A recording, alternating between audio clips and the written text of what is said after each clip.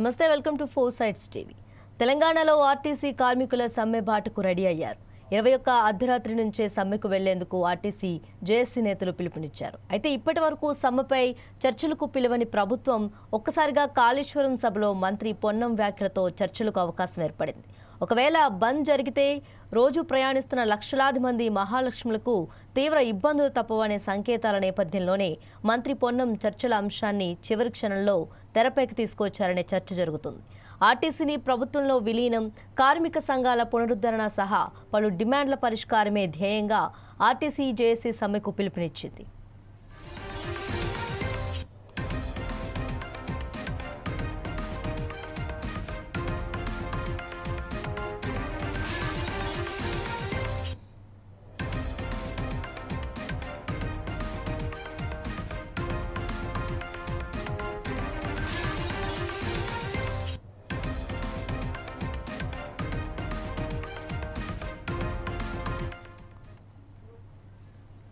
తెలంగాణ రాష్ట్ర రోడ్డు రవాణా సంస్థలో కార్మికుల సమ్మె సంకేతాలు తీవ్రంగా కనిపిస్తున్నాయి. తమ డిమాండ్ల సాధన కోసం కార్మిక సంఘాలు సమ్మెకు సిద్ధమయ్యాయి. ఈదురు వెంకన్న, థామస్ రెడ్డి నేతృత్వంలోని ఆర్టీసీ జేఏసీ సమ్మెపై తీవ్రంగా కసరత్తు చేసింది. అన్ని డిపోల పరిధిలో మీటింగ్లు ఏర్పాటు చేసి కార్మికులను సన్నద్ధం చేశారు. అయితే సమ్మెకు దూరంగా ఉంటూ వచ్చిన మరో జేఏసీ అశ్వత్థామరెడ్డి వర్గం సైతం తాము కూడా సమ్మెకు దిగుతున్నట్లుగా ప్రకటించింది.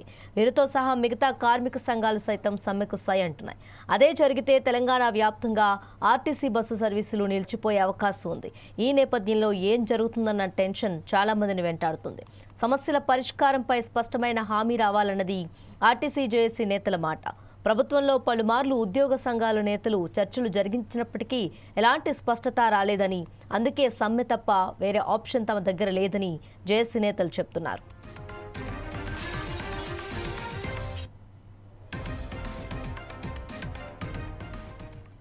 ఆర్టీసీ కార్మికులు కోరుతున్న డిమాండ్లో మెజార్టీ అంశాలకు ప్రభుత్వం సానుకూలంగా ఉన్నట్లు తెలుస్తోంది. అయితే ప్రధాన డిమాండ్లైన ప్రభుత్వంలో ఆర్టీసీ విలీనం, యూనియన్ల పునరుద్ధరణ విషయంలోనే పేచీ వస్తుంది. ఈ రెండు తమ పరిధిలో లేవని మంత్రి పొన్నం ప్రకటించిన తర్వాతే సమ్మెపై జేఏసీ స్పష్టమైన పిలుపునిచ్చింది. ఈ ప్రధాన డిమాండ్ల విషయంలో జేఏసీ నేతలు పట్టు వీడలేదు. ఈ నేపథ్యంలో సమ్మె చేస్తే ప్రభుత్వానికి లేని తలనొప్పి ఎందుకని భావించినట్లు సమాచారం. అందుకే కాళేశ్వరం సభా వేదికపై మంత్రి పొన్నం ఈ అంశంపై కీలక ప్రకటన చేశారు. నిత్యం 60 లక్షల మంది ప్రయాణికులు, అందులో 35 లక్షల మంది మహిళలు, 35 లక్షల కిలోమీటర్ల ప్రయాణం, 10,000 బస్సులతో పేద ప్రజలకు ఆర్టీసీ బస్సు లైఫ్ లైన్ అని దీనిని ఆగిపోనివ్వమని హామీ ఇచ్చారు. ఆర్టీసీ సమ్మె లేకుండా చూస్తామని అన్నారు. కార్మికుల సంక్షేమం, ప్రయాణికుల సౌకర్యం, సంస్థ పరిరక్షణ మీదే తమ దృష్టి అని తెలిపారు. సమ్మెకు సిద్ధమవుతున్న వారిని సంప్రదించి సమ్మె లేకుండా చేస్తామన్నారు.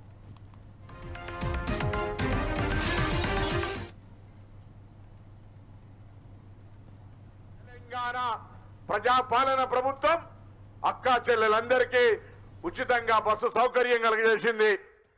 ఇవాళ దాదాపు 300 కోట్ల మహిళా ట్రిప్పులు, దాదాపు 10,000 కోట్ల విలువైనటువంటి ప్రయాణాలని ఉచితంగా పొంది ఒక సాధికారికత వైపు మహిళలు స్వేచ్ఛగా గుడికోవాలన్నా, బడికోవాలన్నా, అత్తగారింటికైనా, అమ్మగారింటికైనా, దాహోనకైనా ఇలా ఉచితంగా చెయ్యి అడ్డం పెడితే బస్సు ఎక్కిపోతా ఉన్నారు. ఆర్టీసీ మునిగిపోతుంది, తీసేస్తాం. సమ్మె చేసి చనిపోతే లేదా ఆర్టీసీకి సంబంధించినటువంటి మేనేజింగ్ డైరెక్టర్లను కూడా రిటైర్డ్ చేయడాలని పెట్టి ఆర్టీసీని నిర్వీర్యం చేసి మూసేసే ప్రయత్నం చేస్తే, మనకు తెలిసి ఇంకొక మహాలక్ష్మి ఒక ఆడపిల్ల ఉడితే ఏ విధంగా ఆ ఇల్లు ఒక అదృష్ట రేఖగా మారుతుందో, ఇలా మహాలక్ష్మి అనే స్కీమ్ ద్వారా గౌరవ ముఖ్యమంత్రి గారి నాయకత్వంలో తెలంగాణ రాష్ట్ర రోడ్డు రవాణా సంస్థ మరి ప్రభుత్వం ఇస్తున్నటువంటి రాయితీతోటి నూతన బస్సులు కొనుగోలు చేయడము, నూతన బస్టాండ్లు ఇవ్వాలనే కాళేశ్వరంలో 4.5 కోట్లతోటి ఒక బస్ స్టేషన్ ను ఫౌండేషన్ వేసుకున్నాం. ఆ విధంగా నూతనంగా ఇన్ఫ్రాస్ట్రక్చర్, మౌలిక సదుపాయాలు, బస్సుల సంఖ్య పెంచడం, ఇంకా అనేక రకాలుగా అభివృద్ధి చేస్తుంటే ఓర్వలేక వెనుక వైపు నుండి కుట్రలు చేస్తా ఉన్నారు. మూలిగే నక్క మీద తాడిపట్టు పడ్డట్టుగా ఉండాలని సంస్థను సంబంధించి డిస్టర్బ్ చేసే ప్రయత్నం చేస్తా ఉన్నారు.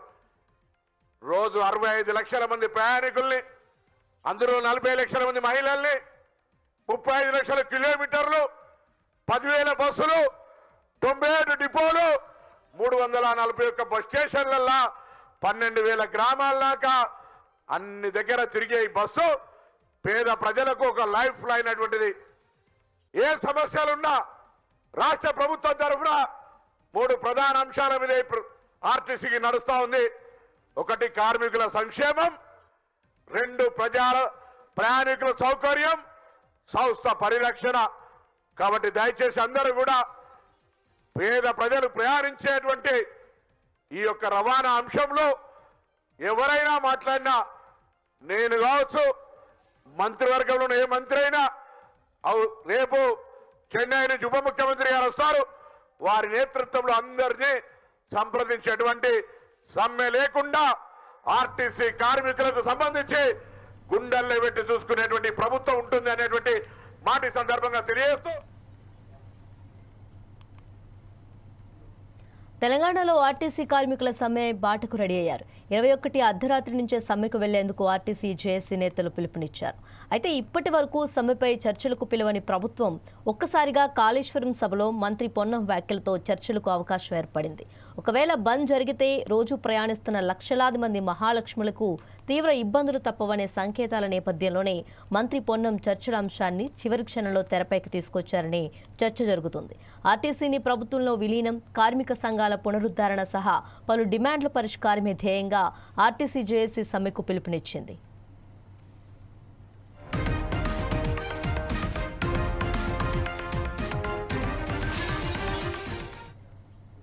తెలంగాణ రాష్ట్ర రోడ్డు రవాణా సంస్థలో కార్మికుల సమ్మె సంకేతాలు తీవ్రంగా కనిపిస్తున్నాయి. తమ డిమాండ్ల సాధన కోసం కార్మిక సంఘాలు సమ్మెకు సిద్ధమయ్యాయి. ఈదురు వెంకన్న, థామస్ రెడ్డి నేతృత్వంలోని ఆర్టీసీ జేఏసీ సమ్మెపై తీవ్రంగా కసరత్తు చేసింది.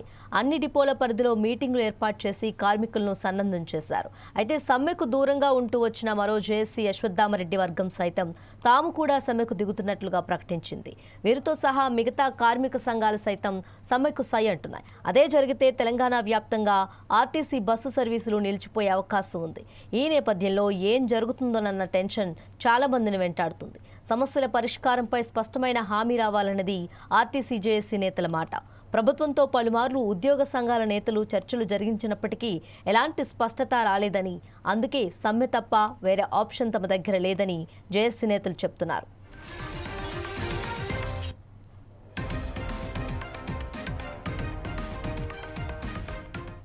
ఆర్టీసీ కార్మికులు కోరుతున్న డిమాండ్లలో మెజారిటీ అంశాలకు ప్రభుత్వం సానుకూలంగా ఉన్నట్లు తెలుస్తుంది. అయితే ప్రధాన డిమాండ్లు అయిన ప్రభుత్వంలో ఆర్టీసీ విలీనం, యూనియన్ల పునరుద్ధరణ విషయంలోనే పేచీ వస్తుంది. ఈ రెండూ తమ పరిధిలో లేవని మంత్రి పొన్నం ప్రకటించిన తర్వాతే సమ్మెపై జేఏసీ స్పష్టమైన పిలుపునిచ్చింది. ఈ ప్రధాన డిమాండ్ల విషయంలో జేఏసీ నేతలు పట్టు వీయటం లేదు. ఈ నేపథ్యంలో సమ్మె చేస్తే ప్రభుత్వానికి లేని తలనొప్పి ఎందుకని భావించినట్లు సమాచారం. అందుకే కాళేశ్వరం సభా వేదికపై మంత్రి పొన్నం ఈ అంశంపై కీలక ప్రకటన చేశారు. నిత్యం 60 లక్షల మంది ప్రయాణికులు, అందులో 35 లక్షల మంది మహిళలు, 35 లక్షల కిలోమీటర్ల ప్రయాణం, 10,000 బస్సులతో పేద ప్రజలకు ఆర్టీసీ బస్ లైఫ్ లైన్ అని, దీనిని ఆగిపోనివ్వమని హామీ ఇచ్చారు. ఆర్టీసీ సమ్మె లేకుండా చూస్తామని అన్నారు. కార్మికుల సంక్షేమం, ప్రయాణికుల సౌకర్యం, సంస్థ పరిరక్షణ మీదే తమ దృష్టి అని తెలిపారు. సమ్మెకు సిద్ధమవుతున్న వారిని సంప్రదించి సమ్మె లేకుండా చేస్తామన్నారు. తెలంగాణ ప్రజాపాలన ప్రభుత్వం అక్కా చెల్లెలందరికీ ఉచితంగా బస్సు సౌకర్యం కలిగజేసింది. ఇవాళ దాదాపు 300 కోట్ల మహిళా ట్రిప్పులు, దాదాపు 10,000 కోట్ల విలువైనటువంటి ప్రయాణాలని ఉచితంగా పొంది ఒక సాధికారికత వైపు మహిళలు స్వేచ్ఛగా గుడికోవాలన్నా, బడికోవాలన్నా, అత్తగారింటికైనా, అవ్వగారింటికైనా, దాహోనకైనా ఇవాళ ఉచితంగా చెయ్యి అడ్డం పెడితే బస్సు ఎక్కిపోతా ఉన్నారు. ఆర్టీసీ మునిగిపోతుంది, తీసేస్తాం. సమ్మె చేసి చనిపోతే లేదా ఆర్టీసీకి సంబంధించినటువంటి మేనేజింగ్ డైరెక్టర్లను కూడా రిటైర్డ్ చేయడాలని పెట్టి ఆర్టీసీని నిర్వీర్యం చేసి మూసేసే ప్రయత్నం చేస్తే, మనకు తెలిసి ఒక మహాలక్ష్మి ఒక ఆడపిల్ల ఉడితే ఏ విధంగా ఆ ఇల్లు ఒక అదృష్ట రేఖగా మారుతుందో, ఇలా మహాలక్ష్మి అనే స్కీమ్ ద్వారా గౌరవ ముఖ్యమంత్రి గారి నాయకత్వంలో తెలంగాణ రాష్ట్ర రోడ్డు రవాణా సంస్థ మరి ప్రభుత్వం ఇస్తున్నటువంటి రాయితీతోటి నూతన బస్సులు కొనుగోలు చేయడము, నూతన బస్టాండ్లు ఇవ్వాలని కాళేశ్వరంలో 4.5 కోట్లతోటి ఒక బస్ స్టేషన్ ను ఫౌండేషన్ వేసుకున్నాం. ఆ విధంగా నూతనంగా ఇన్ఫ్రాస్ట్రక్చర్, మౌలిక సదుపాయాలు, బస్సుల సంఖ్య పెంచడం, ఇంకా అనేక రకాలుగా అభివృద్ధి చేస్తుంటే ఓర్వలేక వెనుక వైపు నుండి కుట్రలు చేస్తా ఉన్నారు. మూలిగే నక్క మీద తాడిపట్టు పడ్డట్టుగా ఉండాలని సంస్థను సంబంధించి డిస్టర్బ్ చేసే ప్రయత్నం చేస్తా ఉన్నారు. రోజు 65 లక్షల మంది ప్రయాణికుల్ని, అందులో 40 లక్షల మంది మహిళల్ని, 35 లక్షల కిలోమీటర్లు, 10,000 బస్సులు, 97 డిపోలు, 341 బస్ స్టేషన్లల్లా 12,000 గ్రామాల దాకా అన్ని దగ్గర తిరిగే ఈ బస్సు పేద ప్రజలకు ఒక లైఫ్ లైన్ అటువంటిది. ఏ సమస్యలున్నా రాష్ట్ర ప్రభుత్వం తరఫున 3 ప్రధాన అంశాల మీద ఆర్టీసీకి నడుస్తా ఉంది. 1 కార్మికుల సంక్షేమం, 2 ప్రయాణికుల సౌకర్యం, సంస్థ పరిరక్షణ.